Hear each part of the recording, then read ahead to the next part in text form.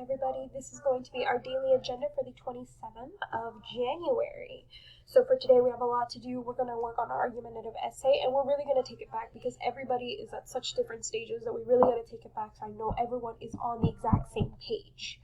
So we are going to be looking what is our writing task and what is our writing prompt. I still get too many of you that are asking what are we doing? What are we writing about? We're going to read through this again. And I'm going to make sure every one of you knows we are writing about sleep, how much sleep do we really need, and you guys are taking that stance. Then I'm going to show you guys our cheat sheet.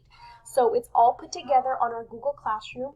The cheat sheet's going to have our articles, our infographics. What do you do once you're done writing? What do you if you need help writing your hook? It's going to have everything we need. Then today we're going to focus on finishing up those body paragraphs 1, 2, and 3. You guys should at least be in body paragraph 2 by now. We're going to go over counterclaims. Once again, I'm just going to have this up so that you guys are aware. Counterclaims are the opposite argument. And our conclusions. You guys need to have this due. It's due tonight. So our conclusion, again, it's going to be your restatement of your thesis. So it's not just exactly your thesis. Do not copy and paste it. But it's going to be a transition word plus a restatement of your thesis.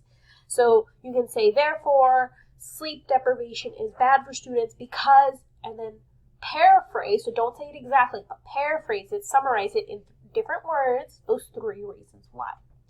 And then I put our exit ticket, which is going to be highlighting, but really what you guys are going to be doing is going to be based on our task cards.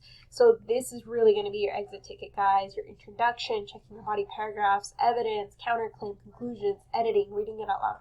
This is what you guys are really going to be doing. If you guys have any questions, please let me know. As always, email me, contact me before or after class, and we'll get this figured out.